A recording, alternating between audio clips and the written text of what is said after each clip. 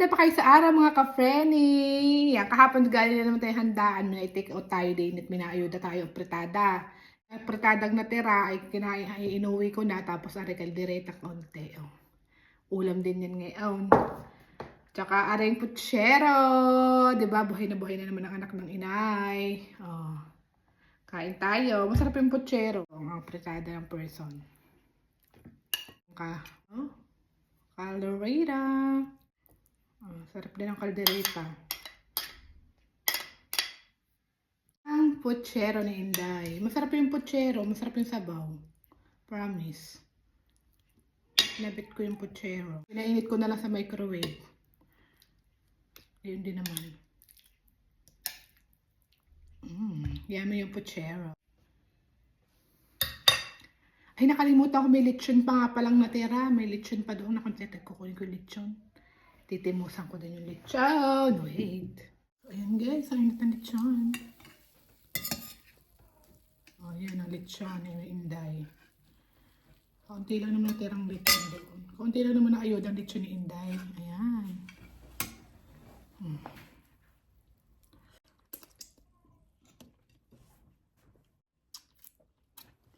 Ayan guys, ang ating pagkain. Ang dami na naman. Sarap.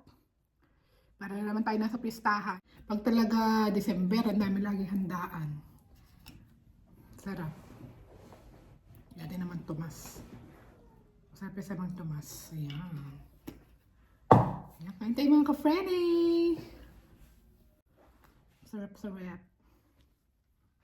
Ngayon natin din sa lechon. Mainit pa. Kain.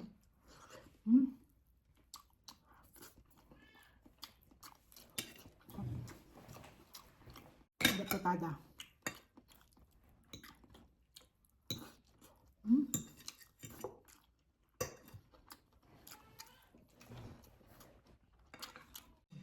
Nari lang lechon natin. Oh. Napapadalas ang ating lechon ngayon at December lagi marami handaan.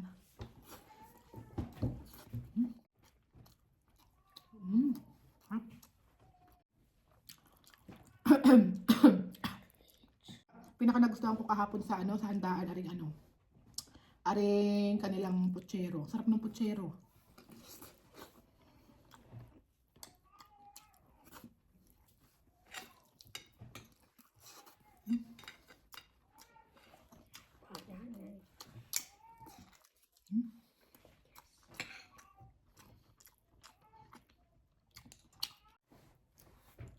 Ano yung kaldereta?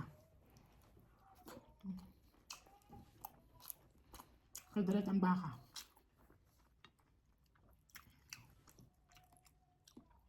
Sarap lechon.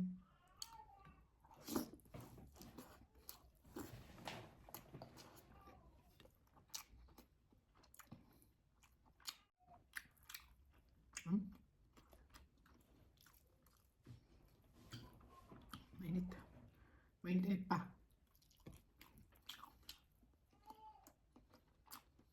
Sarap.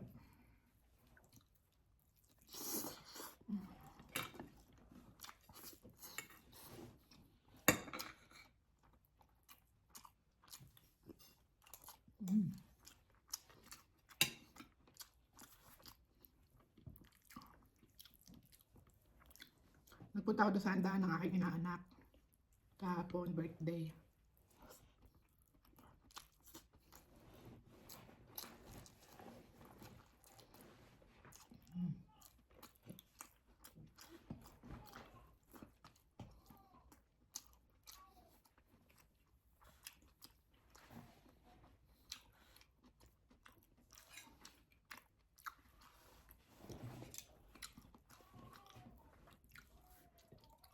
Masarap din ang kaldereta.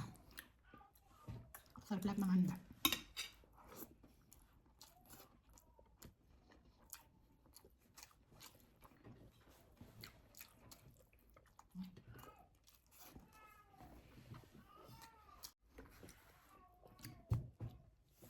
Ito yung mga lechon ko lalagyan natin ng sauce. Lechon ka rin.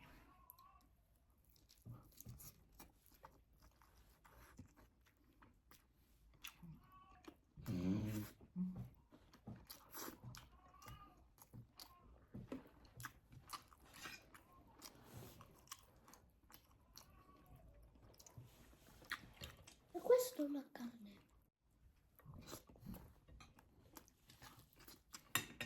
Chichichi.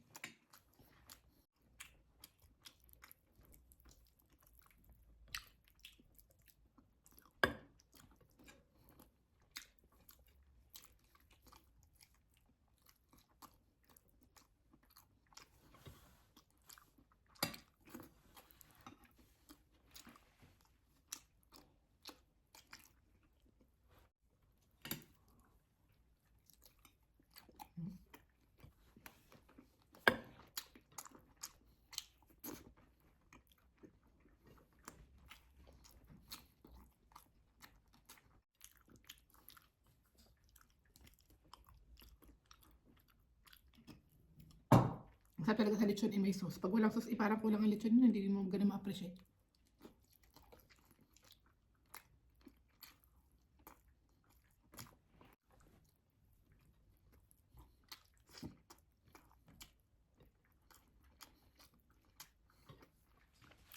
Kuha mo lang ang kanin.